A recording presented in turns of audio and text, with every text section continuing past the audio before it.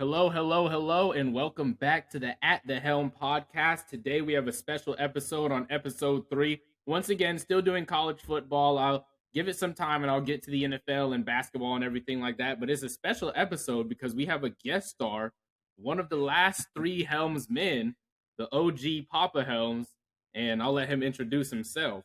Hello, everybody. My name is Darren Helms. I'm the father of this young man right here, Justin Helms, who's doing great things with his podcast At The Helm.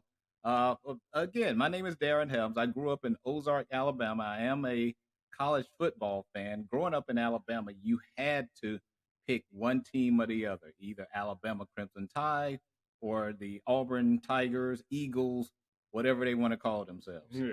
But in my household, we had to be Alabama fans. So that's the way I grew up. Hopefully that won't taint my views on everything that I say today, but I'll try to do my best. I will say I think he's a little bit more biased than me, but we'll let that speak for itself in our opinions. And then the last thing I wanted to give in this intro is just to let y'all know I finally got things going with Anchor and being able to drop my podcast so that it's audio only. So I have the audio only version on Spotify, Apple Podcasts, and Amazon Music. Once again, just look up At The Helm. Look for that little wheel, the steering wheel of the pirate ship, and it says At The Helm in orange letters, and there you have it. So without further ado, we'll get right into this episode. And I think this is probably going to be one of my best or my favorite segments to do today after we talked a lot about this yesterday. Right. Is what did we learn? And I'll let you go first. I know you have 2, right? You have I have 2 things. I have a couple of things. Okay. The first thing that I learned from looking at college football yesterday, which is a good thing from my point of view, Georgia is not invincible. Kent State came to play. The fighting Golden Flashes were there to play this game. So Georgia had to fight to win this one. I'm saying, it took Georgia had 3 turnovers. They had 2 fumbles. They had one interception, if I remember correctly. Yeah, they did. And yeah, Early on in the game. Now, don't get me wrong. I'm not saying that Georgia is not the number 1 team, but I think yesterday they came back down to earth a little bit. Some of the shine came off of them. Now I saw some kinks in the armor a little bit, where some other teams would have a chance to beat Georgia. I'm saying if you take a look at the offense, their run game has to improve. I'm saying they don't really have a run game. Brock Bowers was Their like leading their rusher. leading rusher, and he only yesterday. had 2 attempts. Yeah, exactly. He was the leading rusher, so they couldn't really get the run game started. And then there were just some uncharacteristic mistakes, which I alluded to earlier with the turnovers. Mhm. So, and then they struggled in the red zone. Defensively, they were okay. I'm saying, they still showed some signs of just being a young team on defense, but Kent State was able to move the ball on Georgia. Yeah, they were. The whole day. So that's the number 1 thing that I learned with yesterday, which as an Alabama fan made me a little happy. Yes. It made me a lot more excited because I think, and I'll say this right here, and I think I've said this on my first episode. I think me and you can both agree. I think I almost hate Georgia more than I like Bama. Like it's just I cannot stand them. But I still give them their credit. Like it's just me being a Bama fan, born and raised in Georgia, where you hear it nonstop. Like you want to see that they don't look like they're just this invincible team that they looked like through the first 3 weeks. In Oregon, they went out there, didn't allow a single touchdown until the South Carolina game, which was only 1 touchdown in garbage time. And then this week they let up 3. Right. So no, 2 and then a bunch of field goals, but it was still looked a lot closer than what the score actually shows. It was at one point a 32 to 22 point game. It was 10 points apart. And then Lad McConkey, and this is what I was going to say. You said their run game has to improve.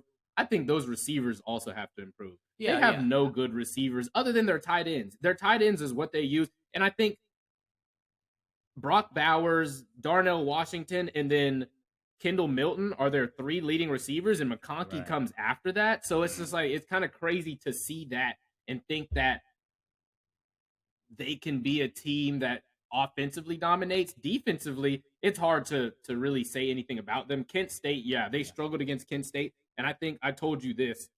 The thing I saw the most was the fact that on the line in the trenches, they weren't as like just Dominant. yeah, they weren't right. just going out Yeah. and just like destroying the other team in the trenches. And especially on their offensive side, they could not really run the ball. Kent State was getting in there, messing with Stetson, making him hurry, throw some throws he didn't want to, which is what led to the pick and stuff like that. So I think Kent State played a pretty good game overall. But I do also think that Georgia doesn't look invincible, like we said. Yeah, they don't look invincible. And then, like you were saying, defensively, I think Kent State was able to get a lot of chunk plays. It's not like they were just driving just efficiently on They had Georgia, like that one type of thing. drive. And that But was yeah, it. they were doing a lot of chunk plays, and then they were doing a lot of. I saw a few trick plays that they were Yes. doing, and I just think that Georgia The just fake punt. yeah, the fake punt, that type of thing. But I think Georgia just came into that game not really taking Kent State that seriously. So then they kind of got their wake up call yesterday. But again, I did see some kinks in the armor and just ways that you could try to attack Georgia a little bit. And that's what I said as well. As I compare this to how Texas A&M played App State. They went out there and they thought they could just slide by because it was a team that was group of 5 or lesser than them, and they got beat. Georgia has the benefit of having so much talent. I don't know if they would ever get beat by a group of 5 team, even when they don't fully show up. Texas A&M is not fully there yet. So I think Georgia slid by on that, and if they continue not to show up to games, especially when it gets, I think they play Tennessee sometime in October. If it gets to that Tennessee or Kentucky game and they don't show up, they could lose. They could slip up. So yeah, and with Kirby being a saving disciple, I fully expect him to correct that, and Georgia will probably come out looking differently next week. I'm not sure who they play next week, but I'm just sure that they will correct it. But it was good to see them come back down to earth a little bit and see, and not look as if they're head and shoulders above everybody else in college football at this point. Exactly. So just Georgia plays Missouri, Auburn, Vanderbilt, and then Florida. They don't play Tennessee until November 5th, so they have a long while, and then they play Kentucky. The other last ranked team that they play is in November 19th. So, but let's get to your second. What did you learn? Yeah, I like this one. I like this one. Yeah, the second thing I learned, and this is kind of, that like I said, Georgia was first, but the second thing I learned is just that there are a lot of teams out there that are not ready. There are just a lot of teams that are not ready. And then, these teams, they've been out there having us believe that they are contenders. And then from what I saw yesterday, some of these teams are actually pretenders. I'm like, they're scam artists. They're scam artists perpetrating a fraud on the American viewer, the consumer of college football. And I'm here to expose some of these teams. Okay. And the first team is Michigan. Michigan, every year Michigan comes in, they get a lot of hype. But what I saw yesterday against Maryland, they struggled. It was a struggle win. But they have quarterback issues. I'm saying their quarterback is a guy who can, he can use his legs, but the accuracy is just not there. Not fully, yeah. And then I would venture to say that, if Tua's little brother, Talia, if Tua's little brother Talia, if he didn't get dinged up, then they really had a shot at beating winning Michigan that game yesterday. Yeah, so we'll see. I'm saying as of today, I think that Michigan is not quite ready. That's as of today. Now that may change down the road, but as of today, Michigan is not ready. Another team who is not ready, Clemson. Clemson again. Double overtime win. Double overtime win to Wake Forest. And then they had to struggle last week against Louisiana Tech. And they were down multiple times in that Wake Forest game. Like into halftime, and then right before they were the ones who tied it up to send it into overtime. So So Clemson is a team that I don't think they're quite ready yet. Again, it's just the way college football fell, way it happened yesterday. I don't think, you can just take them totally out of the running, but I just don't think they're ready. And I think it's mainly quarterback issues. Their defense is solid. I wouldn't say that it's great, but I just feel that quarterback issues, that's the main thing. This guy, he can't read through progressions. Nope, not at all. He has to use his wheels all the time to get things going. So I think they're still a pretender. And then the other team that I want to say is a pretender is Miami. They're not ready. This team, Middle Tennessee. Middle Tennessee, the fighting Blue Raiders. The Blue Raiders. I'm like, what? The fighting serious. Blue Raiders. That's 2 losses in a row. I was trying to give them the benefit of the doubt, but they come into the season every year with a lot of hype. Talking about the U. The U is no longer. It's no more. But he did this. Yeah. But yeah, I thought Miami would come into the season and give Clemson kind of a run for the money, as far as the ACC title. But I just don't see it at this point. Miami is they're not quite ready. They're a scam artist. They're pretending to be someone who they're not. Just I'm accusing them of identity theft. They're pretending to be a good team. And then the last team I want to say is Oklahoma. Oklahoma lost. Again, another team who comes in every year. They have the benefit of being in a conference where they don't have a lot of competition, but they were exposed yesterday.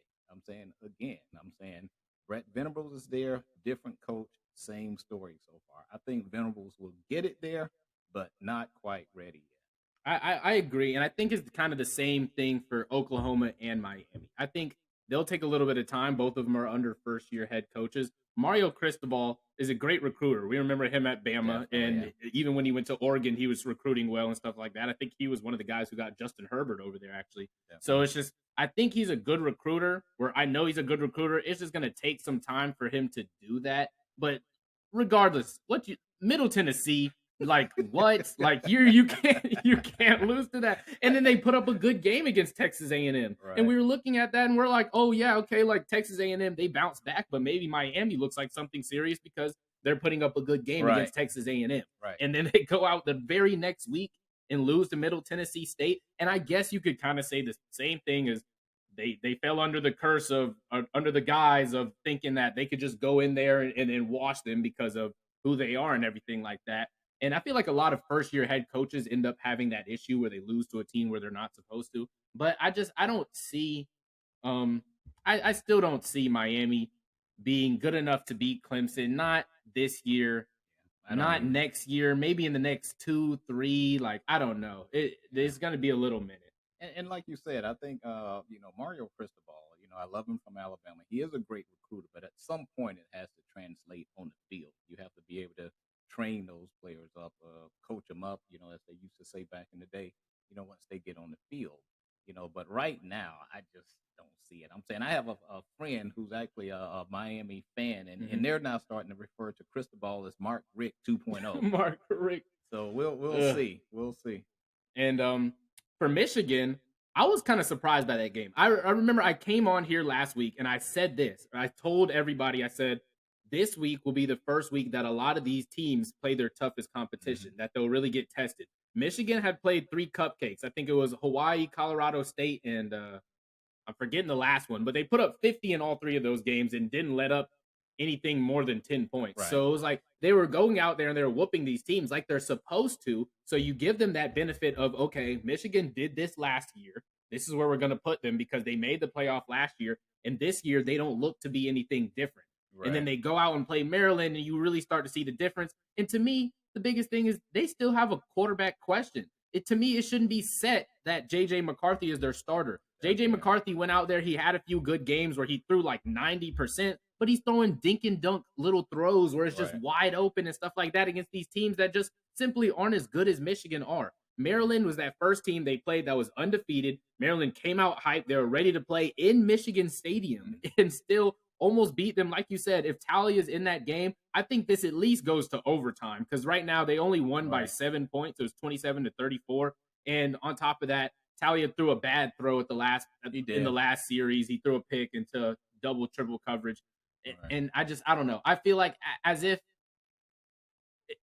Maryland had Talia that whole entire second half, I feel like they would have been able to at least push this into overtime. And Michigan's defense that I was highly praising on this podcast. I had said multiple times that I thought they were the second best defense behind Georgia. I'm going to reel that back. I don't know who's right behind Georgia in terms of defense. It could still possibly be Michigan, but after this game, I have some questions. So Yeah, and then as far as Michigan's concerned, also it's time for Harbaugh to produce on the field. I'm saying there needs to be consistency with that team. He's gotten a win. I think he got over the hump last year with Ohio State, but can he do this consistently? I just don't know if he's at that point yet. So for me, his clock is running. I'm saying It is. I think It that I definitely think is. the His Michigan clock was fans, running, and he right, reset it. He reset it by going to the playoffs or yeah, making a run. and by beating Ohio State last Exactly. week, right? So Exactly. that's the big thing with them. But yeah, I think But the I clock still is think his definitely lease is running. shorter than it was when he first I do got too. there. Like Yeah. right now, I give him, if he doesn't make the Big Ten championship, say he doesn't make the Big Ten championship for the next 3 years, he'll be Mhm. done. And right now, I don't see them getting over Ohio State at this point. Yeah, We'll have to no. see how that game goes. But right now, I still say that I think that will Ohio be a State tough will game win for that both, game. but I would give it to Ohio State as of right now. So let me get into what did I learn this week. What I learned was that I know what I'm talking about. If people come in here and people come on Twitter and they try to come at me and they're still talking on Twitter. I wish I could read through the thread and just sit here and have a heart to heart with some Arkansas fans because I let them know your team is not real. They are once again not ready. So their defense, I said this, could not stop a leaky faucet. They get ran up the middle, run around the edges, receivers are wide open. They made Max Johnson look like a solid quarterback last night. And Max Johnson is not a great quarterback. And then their running back, David A. Chain, ran, like 19 attempts and 150 something yards? Like, dude, like your defense is not stopping anything. And I said this. I said, KJ Jefferson is not going to be able to win a game with his arm.